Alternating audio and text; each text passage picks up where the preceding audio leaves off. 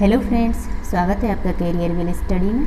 आज हम आपके लिए लेकर आए हैं हिंदी का फर्स्ट चैप्टर चिर महान।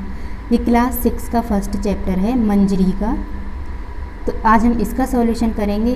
चैप्टर तो आपने पढ़ ही लिया होगा, तो इसका सॉल्यूशन करेंगे। आज हम स्टार्ट करते हैं सॉल्यूशन। जैसे हमारे पास क्वेश्चन है, कुछ करने को ईश्वर भक्ति से संबंधित अन्य कविताओं का संकलन कीजिए। तो यानी कि एक कविता तो यही है, लेकिन इसमें पूछा है कि एक कविता तो चैप्टर में दे रखी है, इसमें पूछा है कि अन्य कविता का संकलन कीजिए। तो अन्य कविता क्या है हमारे पास?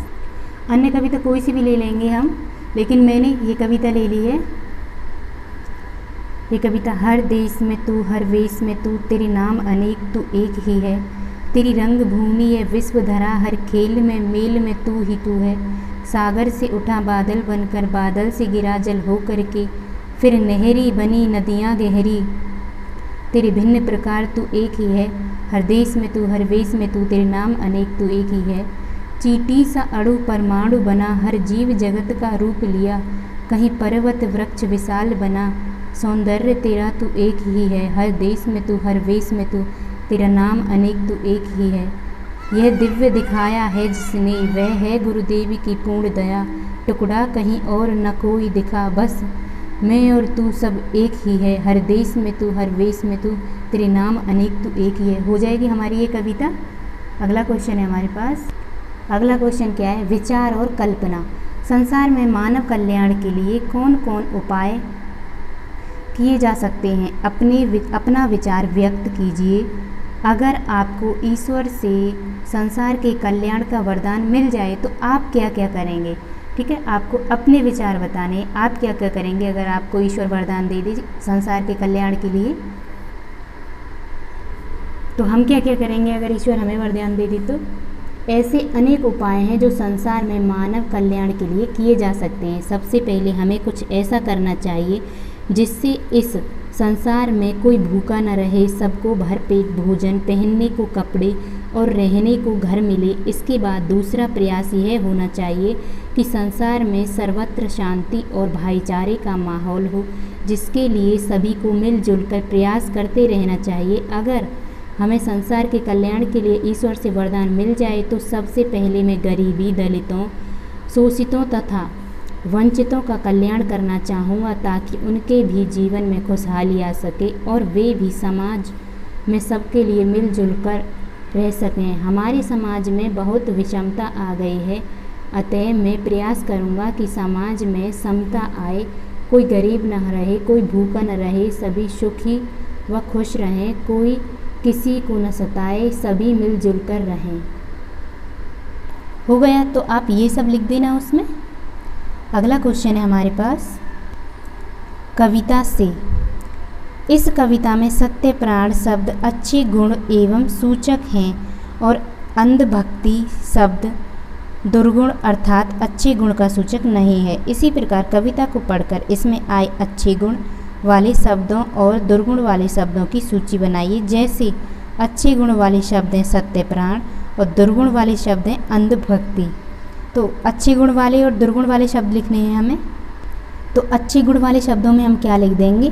सत्य प्राण, महान, सौंदर्यपूर्ण, प्रेमी, हित, शक्ति, प्रकाश, अमर, दान, परित्राण, नवजीवन।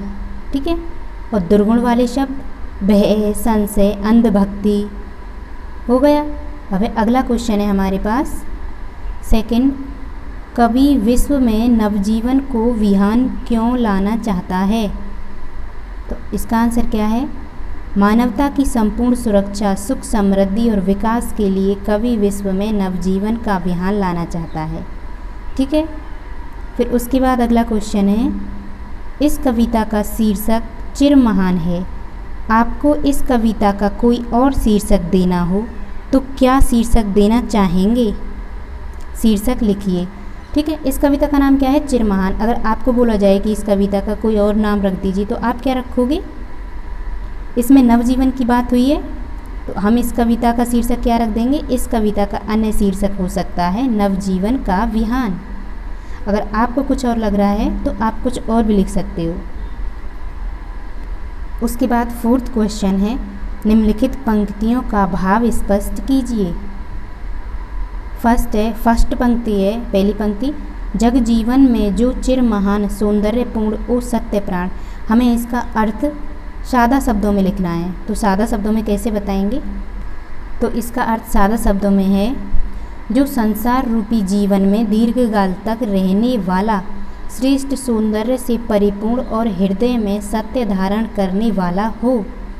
यही है इसका अर्थ। इसका अर्थ जग जीवन में जो चिर महान सौंदर्यपूर्ण ओ सत्य प्राण, इसका अर्थ है जो संसार रूपी जीवन में दीर्घकाल तक रहने वाला, श्रेष्ठ सौंदर्य से परिपूर्ण और हृदय में सत्य धारण करने वाला हो।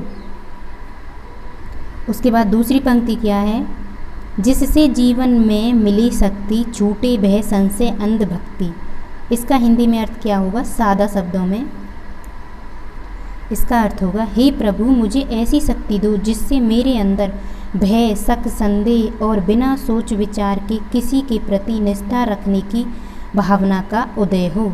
ठीक है, दूसरी पंक्ति का अर्थ ये हो जाएगा। अब अगला क्वेश्चन है हमारे पास, नीचे का वर्ग में दी गई कविता पंक्तियों से संबंधित पंक्तियां खा वर्ग में दी गई हैं किंतु वे क्रम से नहीं है, पंक्तियों को मिलाइए। हमें ये पंक्तियां मिलानी है। का वर्ग ये है, खा वर्ग ये है। इसमें दिया है मैं उसका प्रेमी बनूं नाथ, तो इसका किससे मिलान होगा? इससे, जो हो मानव के हित समान। ठीक है, इसको हम इससे मिलाएंगे। मैं वह प्रकाश बन सकूं नाथ, इसका किससे होगा? इससे, मिल जाए जिसमें अखिल व्यक्ति। इसके बाद ला सकूं विश्व में एक बार, इसका होगा इससे, फिर से नवजीवन का विहान। ठीक है, कविता के माध्यम से हम ये मिलान कर लेंगे। उसके बाद है हमारे पास अगला क्वेश्चन, भाषा की बात। चिर शब्द का अर्थ है सदैव, यह महान के पूर्व विशेषण के रूप में जुड़ा है। इसी प्रकार चिर विशेषण लगाकर 3 नए शब्द बनाइए, जैसे चिर नवीन। आपको चिर लगाकर नए शब्द बनाने हैं 3, तो कैसे बनाएंगे? तो 3 शब्द क्या लिखेंगे हम? चिर युवा, पहला हो गया चिर यौवन, दूसरा चिर आयु। हो गए 3 शब्द, चिर युवा, चिर यौवन और चिर आयु, हो गए 3 शब्द। अगला क्वेश्चन है हमारे पास दूसरा, जो संज्ञा या क्वेश्चन नहीं है, इसमें नोट में बताया है कि जो संज्ञा या सर्वनाम की विशेषता बताएं उसे विशेषण कहते हैं। ये नोट है, ये आपको लर्न करना है, अच्छे से पढ़ना है और ये याद करना है। ठीक है, जो संज्ञा या सर्वनाम की विशेषता बताए उसे विशेषण कहते हैं, जिसकी विशेषता बताई जाए उसे विशेष्य कहते हैं। ठीक है, और थर्ड है क्रिया विशेषण। वे शब्द हैं जो क्रिया की विशेषता बताते हैं, जैसे काला घोड़ा, तेज दौड़ा। ठीक है, तो इसमें क्रिया की विशेषता कौन बता रहा है? दौड़ने की विशेषता क्या है? कैसा दौड़ा? तेज, यानी कि तेज और धीरे, ये सब विशेषताएं हैं क्रिया की। ठीक है, तो तेज क्या है यहाँ पे? क्रिया विशेषण। इस वाक्य में काला शब्द विशेषण है, जैसे काला घोड़ा, तो घोड़ा कैसा है? काला, तो ये भी विशेषण है। और तेज दौड़ा, ये तेज भी विशेषण है। जो संज्ञा शब्द घोड़ा की विशेषता बता रहा है, तेज दौड़ा में दौड़ा शब्द क्रिया है। ठीक है, दौड़ा तो क्रिया है और तेज विशेषण है। उसकी विशेषता बताने वाला शब्द तेज क्रिया विशेषण है। ठीक है, तो हमने आपको पूरा चैप्टर कंप्लीट करा दिया है। अगर आपको कक्षा 6 क्लास 6 की इंग्लिश की वीडियोस देखनी है तो आप हमारे चैनल की प्लेलिस्ट में जाकर वहां से देख सकते हैं। हमने क्लास 6 की इंग्लिश की बुक का कंप्लीट सॉल्यूशन दिया है, तो आप वहां जाकर देख सकते हैं। अगर और इससे आगे आपको अगर क्लास 8 की मैथ की वीडियोस देखनी है तो आप प्लेलिस्ट में जाकर देख सकते हैं। हमने मैथ की वीडियोस भी वहाँ डाली हुई हैं। मिलते हैं अगली वीडियो में। आपको हमारी वीडियो कैसी लगी कमेंट में ज़रूर बताएं। मिलते हैं अगली वीडियो में, तब तक के लिए नमस्कार। Thank you for watching.